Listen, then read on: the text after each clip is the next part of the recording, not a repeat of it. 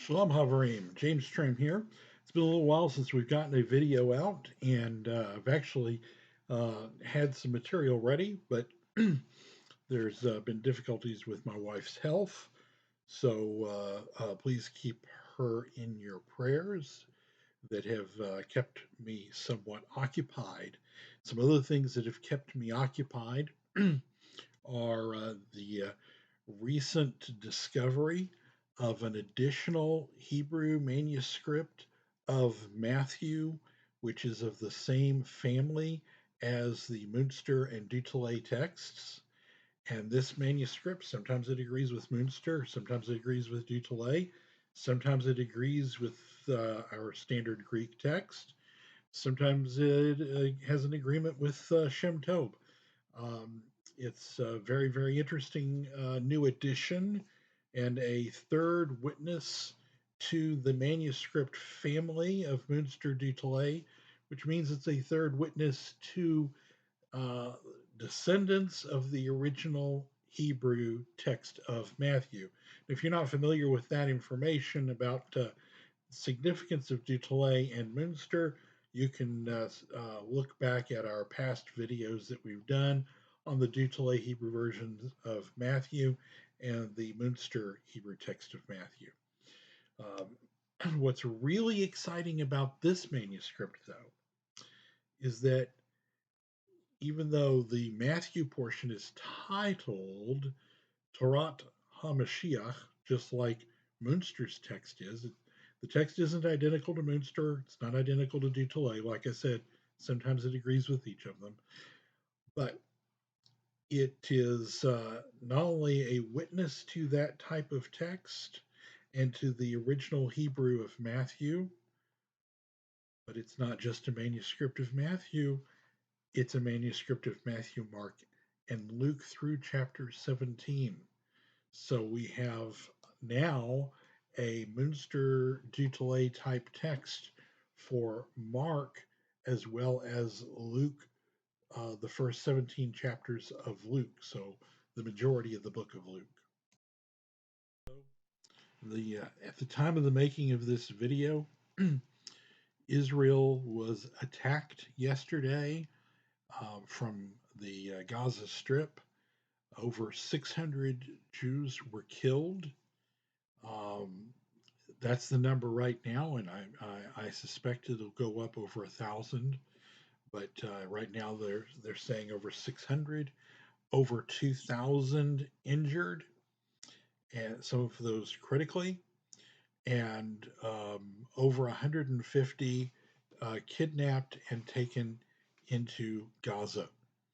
So the situation in Israel is very dire, and as of this morning, which is Sunday morning, uh, the Hezbollah has fired mortars into Israel from the northern border. So please keep Israel in your prayers. So with that, before we get going, I want to, well, first of all, what are we going to talk about today? Well, today we're going to talk about something I've been asked about a lot, and somebody recently asked about it in the comments. And I've always said, if you have uh, uh, things that you want me to talk about, bring them up in the comments. I read the comments, and those comments often inspire new videos. So somebody asked about, and I've been asked many times before, about the so-called Lunar Sabbath theory. And I started putting together a video to do on the Lunar Sabbath, and I realized that it's such a the evidence against the Lunar Sabbath is so voluminous that I had to do more than one video on the topic and just attack various types of evidence again, bring up various classes of evidence against the lunar Sabbath because, frankly, there is so much. Um, I will let me before we get going though. I need to ask you to please donate to support this work. For those that don't know, my wife is chronically ill, especially going through a bad time right now.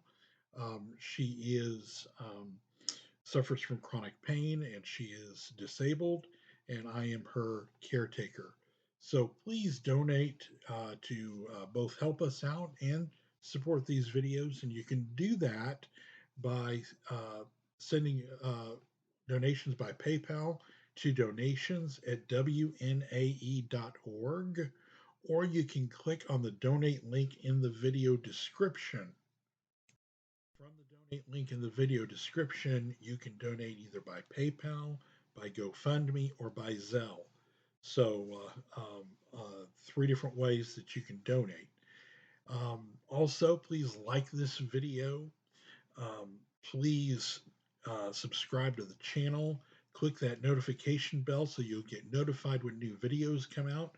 Let us know what you think of this video in the comments. Like I said, I read those comments, and they often uh, uh, inspire new videos and participate in the discussions in the comments. All those things are things that YouTube looks at to decide which videos to recommend to new viewers, and we certainly want to be recommended to new viewers. Also, please share this video on X, formerly known as Twitter, on Facebook, in relevant Facebook groups, and in all kinds of social media that you participate in. Email it to your friends. Help get the word out. Okay. Now, the Lunar Sabbath is a protracted subject, the so-called Lunar Sabbath theory. For those that don't know, the Lunar Sabbath theory uh, is a theory that teaches that the rather than the long count week that we're all familiar with, and uh, which has the seventh day of the week is the Sabbath, actually starting according to the Jewish reckoning at sunset Friday evening, and then through sunset Saturday evening.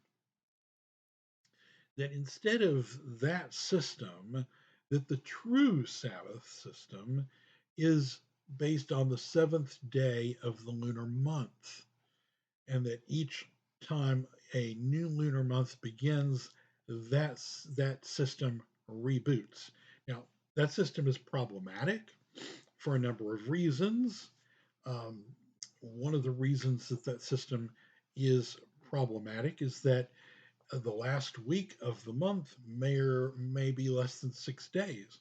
But the Sabbath commandment is not just to rest on the seventh day, but to work on 6 days. So it's a whole 7 day unit system.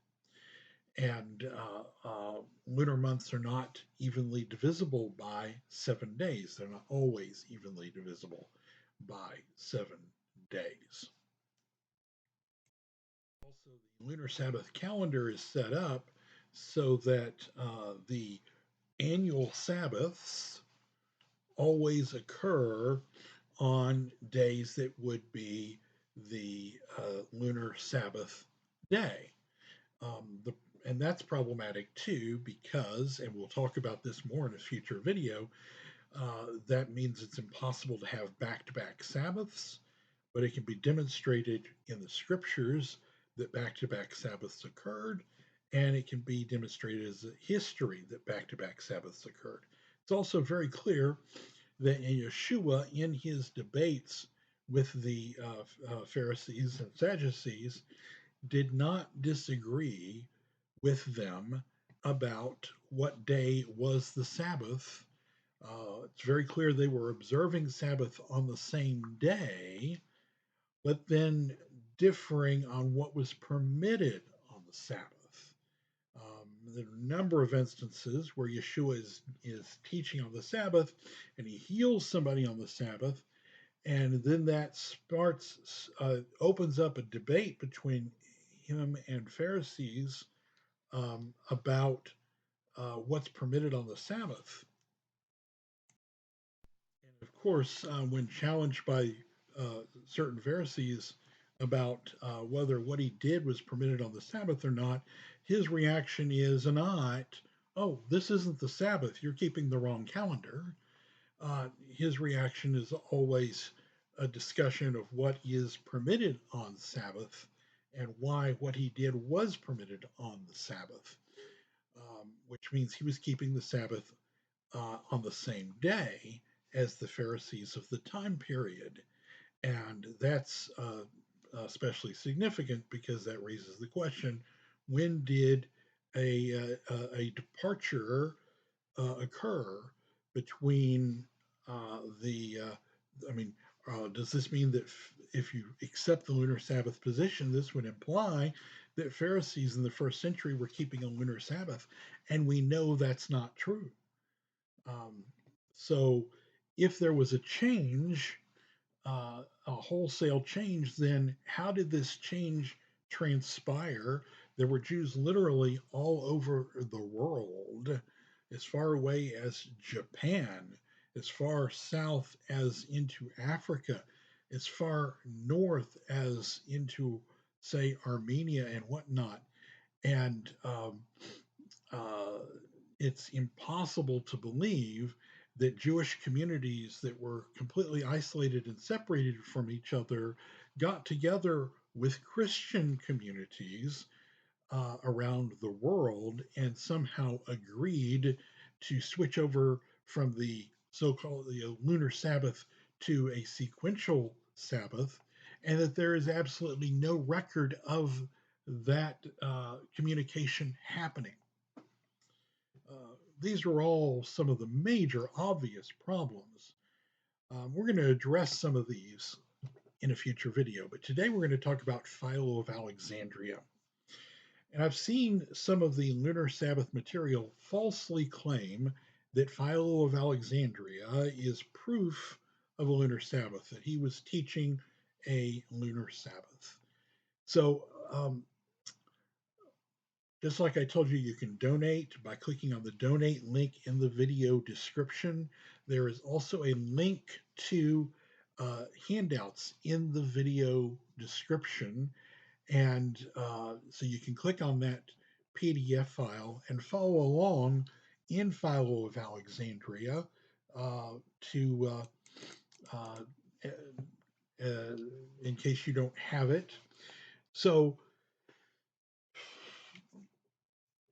turning to the first page of our handouts, let's look at our first quotation. It's from Philo on mating with the preliminary studies, um, 102. He says, "For it is said in the scripture, on the 10th day of this month, let each of them take a sheep according to his house." This is talking about um, uh, Passover, Nisan, the month leading into Passover.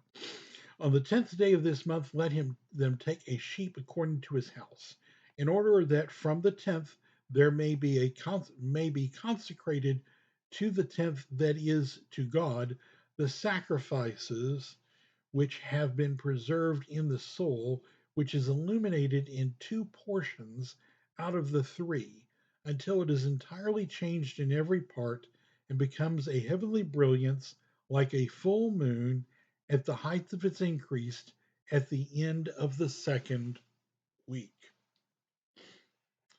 So this passage is simply refers to a 14-day period as 2 weeks, just like we do today. It doesn't necessarily mean that they are complete weeks. We could start on a Wednesday and move forward 14 days and still call it 2 weeks. Okay.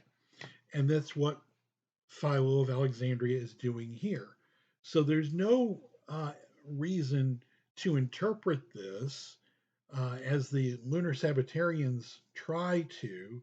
They try and force this to mean that uh, the first 14 days of the month are identical with the 1 through 7 days of a um, uh, uh, 2 7-day Sabbath periods. Okay, so that's really obvious. It's really simple.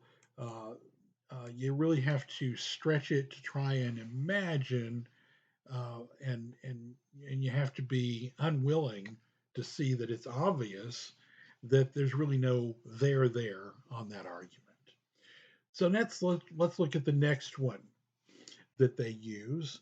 Um, and This is page 17 of Ralph Marcus's translation of Philo's work entitled Questions and Answers, Exodus Book 1.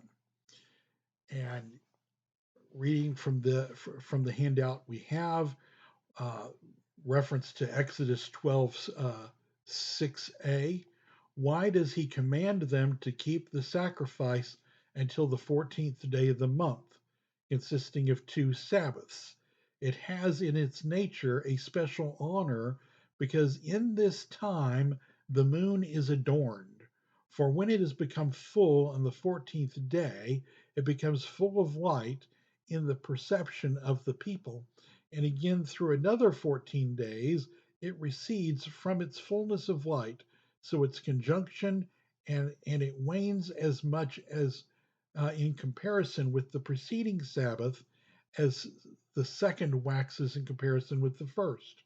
For this reason, the 14th day is pre festive, as though it were a road leading to festive rejoicings, during which it is incumbent upon us to meditate. This has its parallel in Young's translation of Philo's document, the Decalogue, chapter 26, which says, the fourth commandment has reference to the second seventh day, that it may be passed in sacred and holy manner. Now, some states keep the holy festival only once in the month, counting from the new moon as a day sacred to God.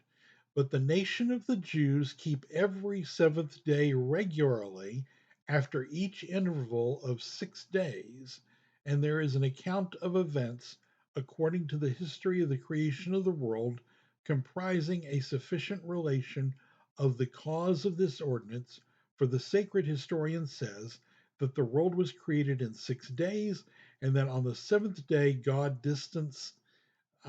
desisted from his works and began to contemplate what he had to live in this state, to imitate God in this particular also, as well as in all others, applying themselves to their works for 6 days, but desisting from them and philosophizing on the seventh day. The wording here is a little obscure, but Philo seems to be referring to the fact that any 14-day period will contain 2 Sabbaths, right? Doesn't matter when you start or stop, any 14-day period will contain two and exactly 2 Sabbaths. Or he may be referring to the fact that the first and last days of unleavened bread are annual Sabbaths. But in neither case is it necessary that he is advocating for the so called Lunar Sabbath system. All right, let's look at two final passages that Lunar Sabbatarian cite from Philo. The first is Decalogue 30, 161. It says, but in the seventh day of the week, he has assigned the greatest festivals, those of the longest duration at the periods of the equinox, both vernal and autumnal, in each year, appointing 2 festivals for these 2 epochs, each lasting 7 days, and the one which takes place in the spring being for the perfection of what is being sown, and the one which falls in the autumn being a feast of thanksgiving for the bringing home of all the fruits which the trees have produced. And 7 days have they appropriately been appointed to the seventh month of each equinox, so that each month might receive an especial honor of one sacred day of festival for the purpose of refreshing and cheering the mind in its holiday.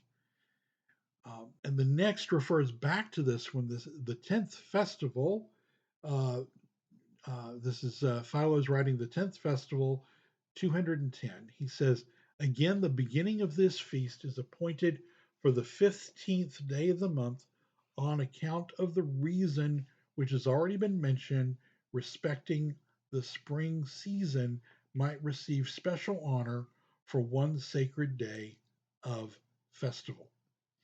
Now, some have tried to use this to support lunar Sabbath, but to the contrary, this statement conflicts with the lunar Sabbath theory.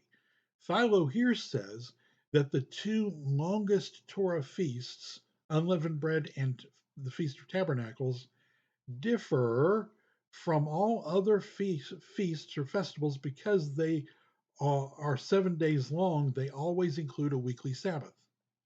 Any, this is simple basic logic, any 7 day period will include a weekly Sabbath. However, if one follows the lunar Sabbath theory, virtually all annual feasts coincide with Sabbaths, which would render Philo's statement meaningless.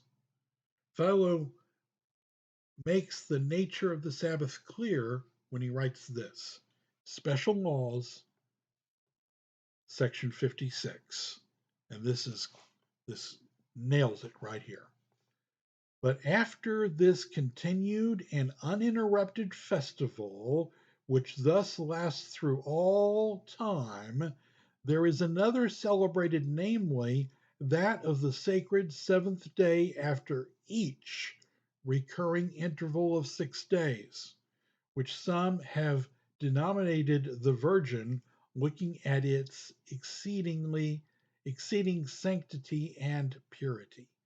Here, Philo tells us, without any ambiguity, any question, that he holds to and describes the Sabbath as a um, uh, that after occurring after each recurring interval of 6 days. He maintains a system where there are 6 days and then there's a Sabbath, and then there are 6 days and then there's a Sabbath, and on and on and on, recurring throughout history. Uh, this is also thus demonstrates that Philo, living in the first century, living and writing in the first century, knew a weekly Sabbath that was a continual interval recurring count of 6 days and a Sabbath, and then 6 days and a Sabbath forever and ever and ever. And therefore, uh, Philo knew and kept the Sabbath that we know as the weekly Sabbath today. He did not keep a lunar Sabbath. And this indicates to us that Jews living in the first century were keeping a weekly Sabbath. Now, we know that from so many other sources, but and we'll talk about some of those others in the future. But this also plays into the fact that Yeshua, when he was debating with Pharisees and other Jews about what is permitted on the Sabbath, they weren't disagreeing about which day the Sabbath was. Yeshua was keeping the Sabbath the same day as other Jews of the first century were keeping the Sabbath.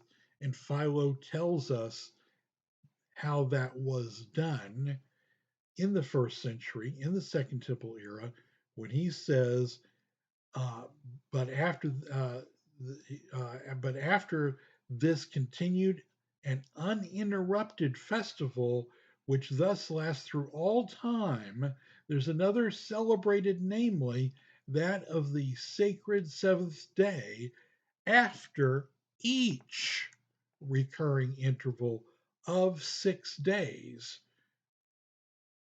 Okay, so he tells us that the Sabbath is a seventh day that occurs after each recurring interval of 6 days.